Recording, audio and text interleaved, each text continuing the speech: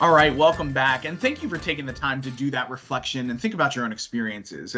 As we go forward in talking about moments, holding that experience in mind will be really helpful as you're processing these definitions and these components within moments themselves. Now, you probably noticed a few trends either in your own response and your own reflection or the responses of your peers if you're doing this in a group setting.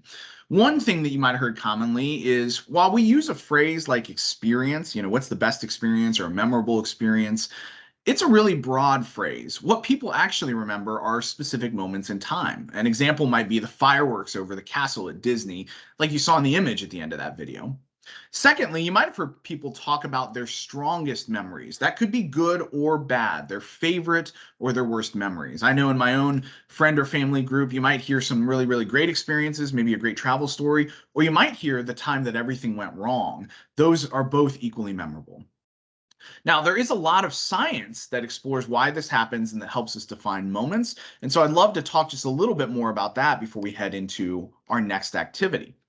You see, it turns out that moments are the building blocks, or maybe the smallest unit of measurement by which we process experiences. So they're the way for us to think about the smallest components that make up an experience so that we can start to do things like improve moments or reshape them, redefine them.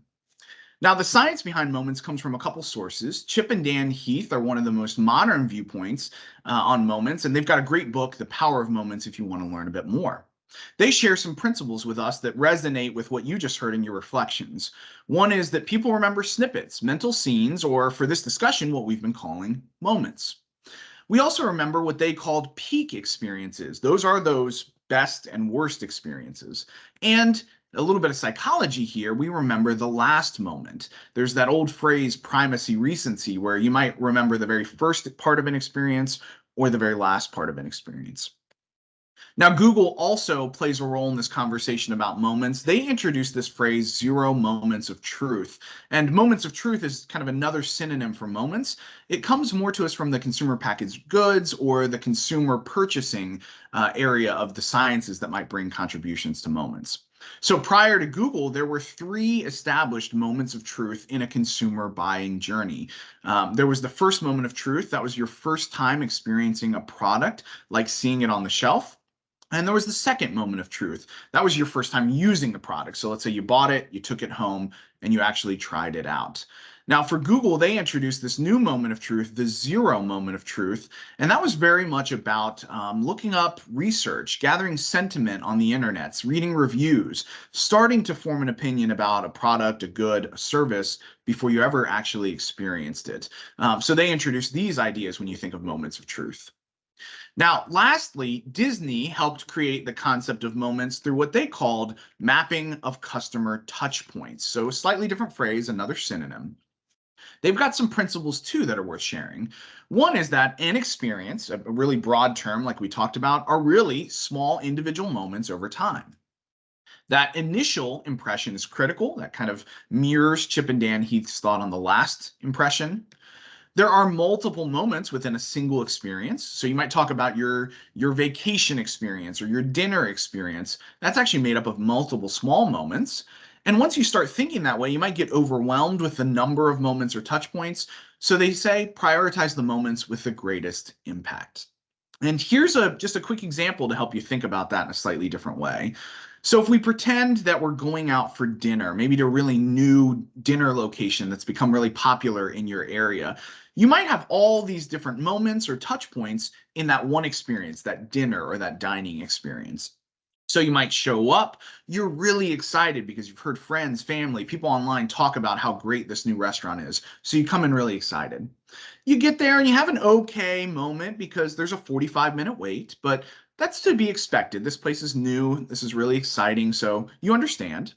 You get there and your host, your server come in, they're warm, they're welcoming, they walk you through the menu, the specials, they provide some great recommendations.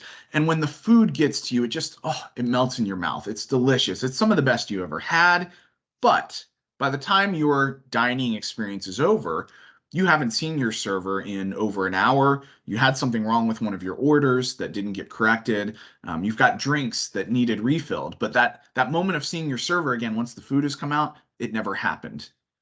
Now, if you look at these 5 individual moments or touch points, 3 of them are green, 1 of them is yellow. So you would say, kind of mathematically, this was a pretty good experience. However, if you've ever been in the situation and you're ending on that last dot, you probably end up telling your friends and family, don't come back. This was a bad restaurant. We didn't have a good experience. And that just shows the power when you start thinking in moments of the perception of an experience can be shifted by one really, really good or one really, really bad moment as a part of that experience. And as we start to think about your work, you can think about the individual moments that you want to shift and that you want to make updates and changes to that'll help you build a better experience overall.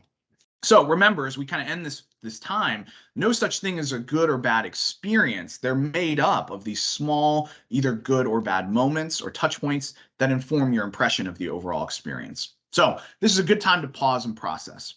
With that concept of moments in mind, I want you to think now about a time when you've been a customer or a consumer. So don't worry about the workplace yet. We'll do that in the next video. Bring to mind a recent product, a service that you've interacted with, and just process it through this lens of moments. What were the key moments or touch points of that interaction? List out 3, 4, 5 of them just to get a feeling for it. How did you experience each of them? Were they good or bad? And when you step back and you look at the summation of them all, how did they each individually inform your impression of the overall experience you had with that product or service? Take a minute, reflect, talk about it with the people that you may be experiencing this with, and then we'll come back and we'll discuss just a little bit more. Thank you.